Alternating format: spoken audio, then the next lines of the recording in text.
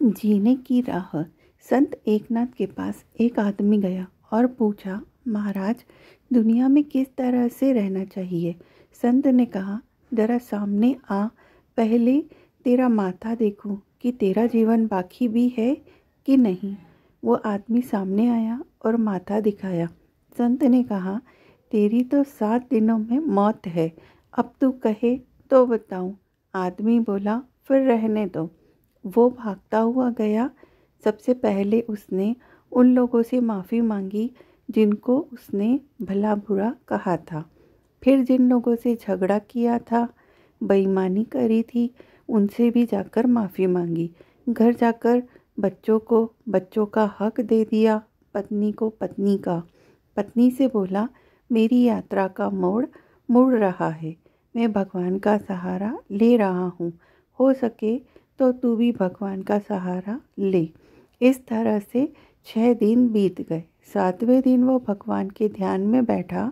मन बड़ा हल्का था।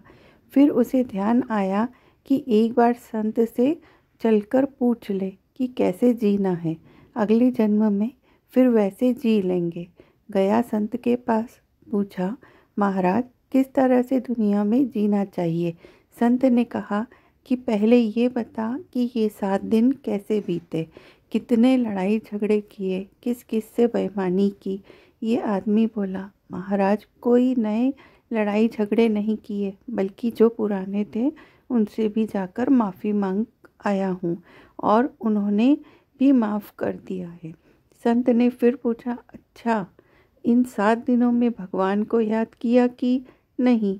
ये बोला, महाराज, भगवान ही याद रहा क्योंकि मौत सामने थी। संत ने कहा, तो फिर जा, बाकी की ज़िंदगी भी ऐसे ही बिता। ये बोला, पर आपने तो हमारा माथा देखा था 7वें दिन मौत बताई थी।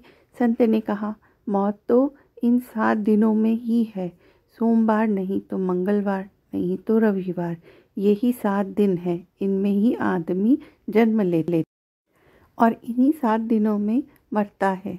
तुझे जरा घुमा के समझाया है, वरना आदमी समझता कहाँ है। यदि आपको ये कहानी अच्छी लगी हो तो please like, share and subscribe my channel. Thank you.